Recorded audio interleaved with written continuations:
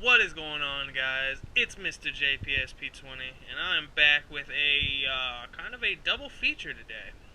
Um, the prop I'm showing you, I guess, first is going to be kind of an example prop that I learned how to make through someone else's video, which is really to show you using this exact same techniques I used to make this from his video. I made something, I guess you could say, of my own that I really enjoy and really like.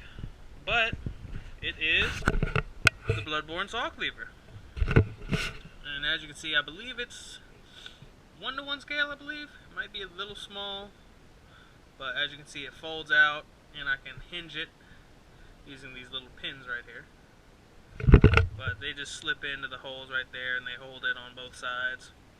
And it slips back and then it folds back in like that. I was really just testing to see how I could get this to work because I wanted to make several other props, I guess, from the Bloodborne series. This one, however, isn't really a final product. I kind of just threw this together to test how to get it to work. But using pretty much the exact same methods that EpicFantasy used when he posted his video on how to make this, that I followed his instructions, I actually made something I believe is a much cooler weapon, if I can get this pin right here. There we go. So, as you can see, locked in place, same as his, except he used, I believe, wooden dowels for his, which were more bulky and set that to the side. But using the exact same methods he showed in his video, I actually made this, which, if you've played Bloodborne, you know what this is. This is a Beast Hunter saif, not scythe, but saif. I think it's S-A-I-F. It's kind of a cross between, like, I don't know, a blade, a scythe, and kind of the saw cleaver with the folded up design, kind of similar. But as you can see, it's 1-to-1 scale. Fits in my hand just like so. Got all the nice intricate little cross detail work and all its bladed glory, and it's really stable because I have a little peg system, I guess, place where the blade sits in the handle when it's in this mode. And yes, it can actually fold into its sword state, I guess. Come on. Okay. So, normally this is out. It stays out in this untransformed state. So what you would do is you'd flip this down, pop it out of its little section down there, flip it up, and you'd have it in its sword mode, which is pretty big. I can lock it back in with using these little pins that I have for it, but it all swings on the same, I guess, principle as this does. 2-pin locking system. But once you're done with it, you just flip it back. And as you can see right there, push it back in there.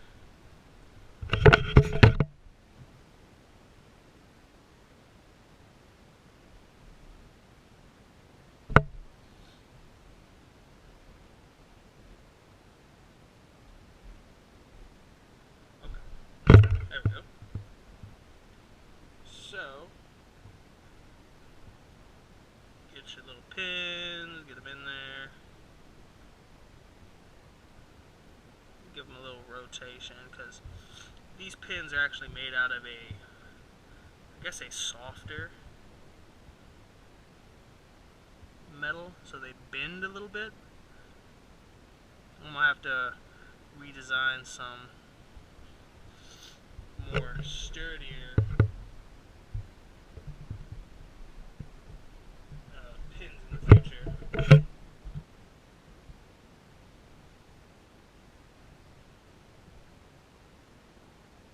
And there we go. Back in the locked, I don't know, cutting state? I don't know. But I'm pretty happy with it. And I made this using the exact same principles EpicFantasy used to make this one. Sharpening the edges, covering them in like white glue. Same thing with the shirts. I use the same cutting technique he showed, except I believe he paints his straps or this cloth. I like to soak mine for about 2 to 3 hours in whatever kind of tea I have lying around, which gives it a nice darker brownish color instead of this white that this is. But I use the same 2-pin locking system like I said earlier. Use the same pretty much basic construction, because on his video he used 1 piece of foam core for the blade.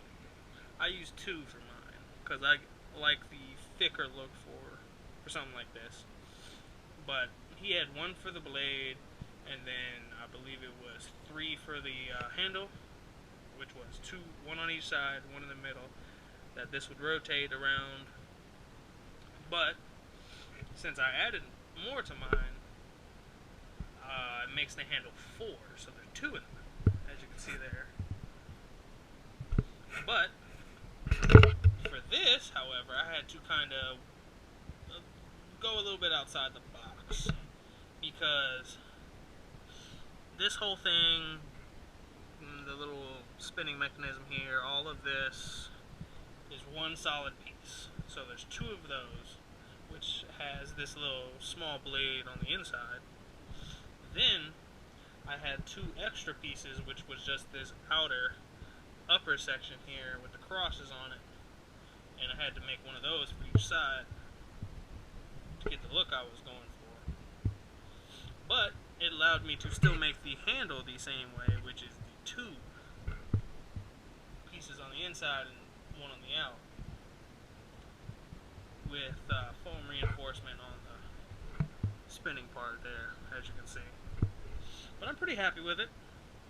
So let me know in the comments what you guys thought of it, and let me know some, I guess, ideas for stuff I could make in the future. Who knows, I might make one in the future. But yeah, that's it for this video, guys, and I'll see you in the next one.